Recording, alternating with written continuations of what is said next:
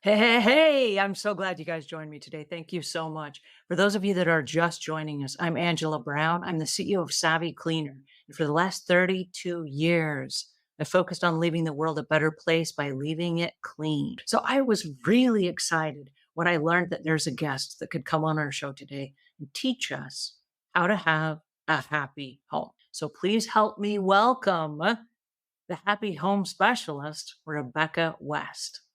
Thanks for being here today. Now, I got to start all the way back. There was a time when your home was ordinary and you decided to turn it into a happy home. If we were to take that same concept, because that's a really pivotal concept that you just mentioned, how do I change knowing that my life's going to change? What if your life was not going to change and you do get to stay in the same house?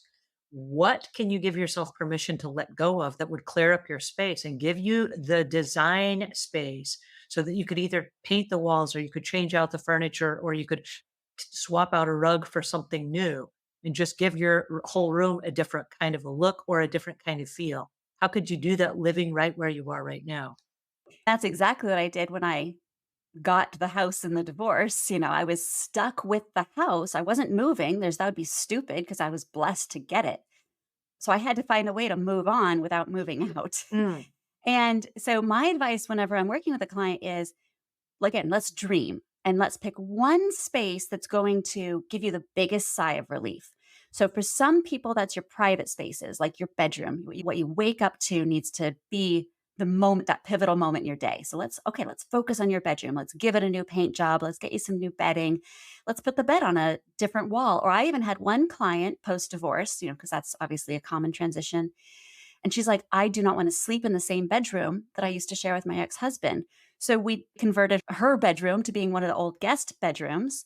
And then she took over the master with its ensuite and made it her home office. So she mhm. had this grand palatial work from home space and a cozy refuge of her own for sleeping that had no memories of her past marriage. Well, and I'm glad you brought that up because we've got a lot of people right now, even in the space that I'm working in, where people are doing that. They're taking that primary suite that has this great big room and a little tiny bed in the middle of it, and it's wasted space. And then they're crammed Yes. into a little what was a little bedroom that they're making their home office. We're doing that exact same thing. We're saying, "What are you doing inside your primary bedroom?" And they're like, sleeping."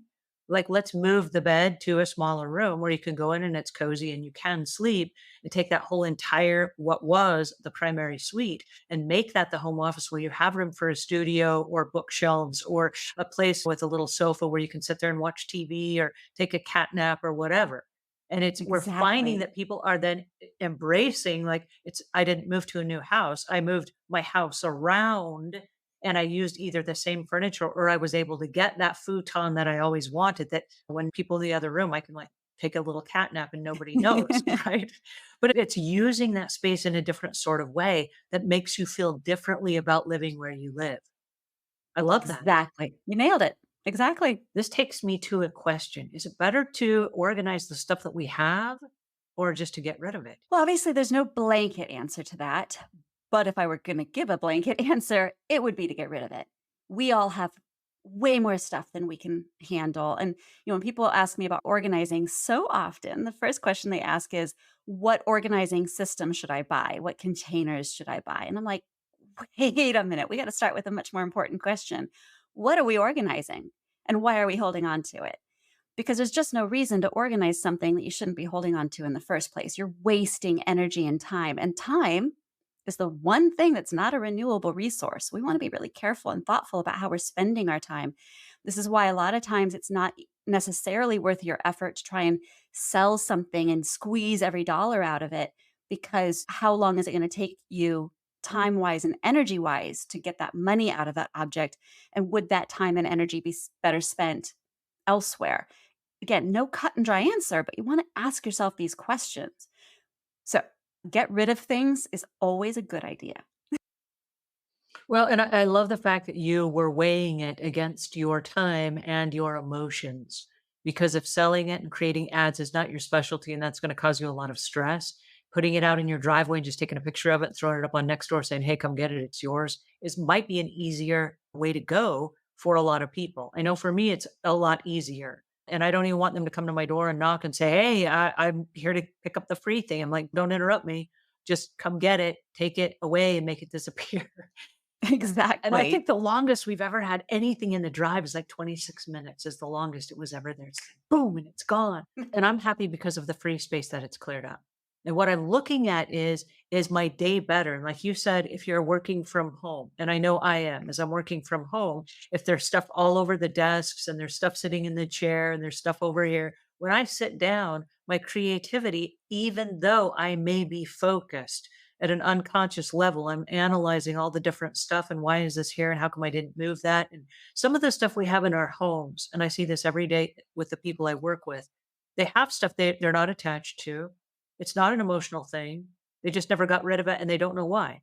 Like it's just here, somebody brought it in or somebody left it or whatever. It's just here and I never took the initiative to get rid of it.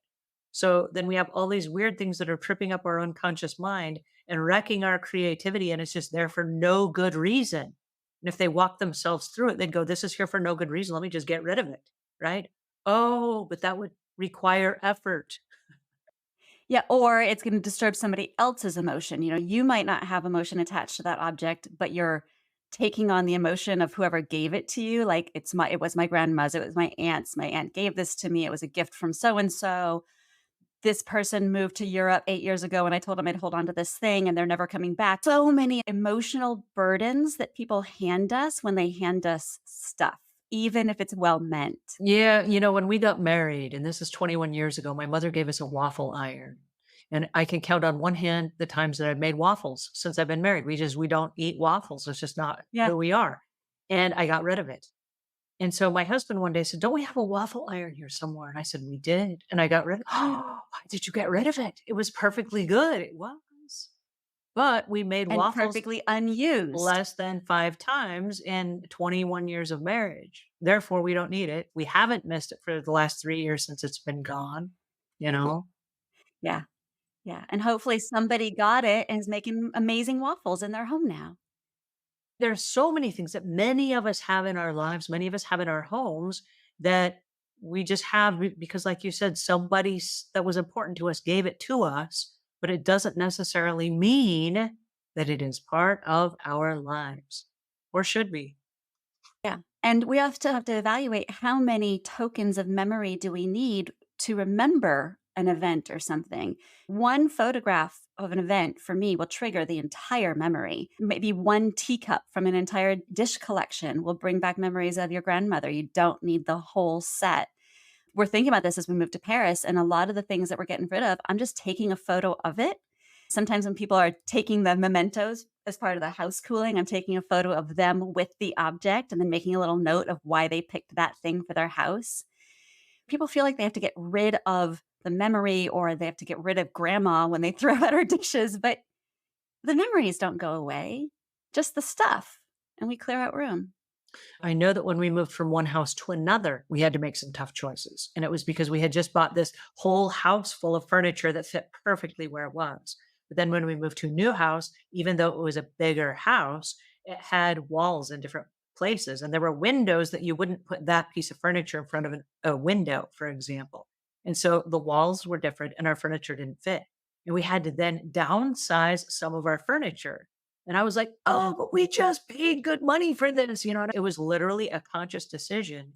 Do I wanna get rid of the furniture? But it didn't fit the design or the layout of the new home. And we went from a home that had lots of little walls on the inside to a great big open space plan, and there were no walls to put that furniture up against. So we ended up getting rid of a lot of furniture and moving to our next home, and we haven't moved yet, but I'm already thinking, would I take this item right now to the next home? And the answer is no, I wouldn't. So wait a second, why do I have it now? Right? If I'm not using it now and I wouldn't take it to the next home, can I give myself permission right now to go ahead and let go of that? And it is in those small moments that I think we do our best work. People try and attack clutter or cleaning the house or remodeling their house.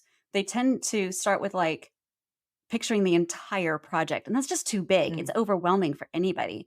So we should be taking it one object at a time. Just, if every day you just looked at one object in your house and go, do you belong here or not? mm. And then if once a week the answer was no and you took action on that, that's one thing out of your house every single week. So it doesn't have to be this huge ordeal, and it's frequently more successful if you're building a tiny daily habit than trying to kill yourself doing it all at one time. Mhm. Alrighty, that is it for today. Oh man, I'm so sad our time is up, but you guys get on the email, send Rebecca your comments, and win your design coaching session, Rebecca at seriouslyhappy.com.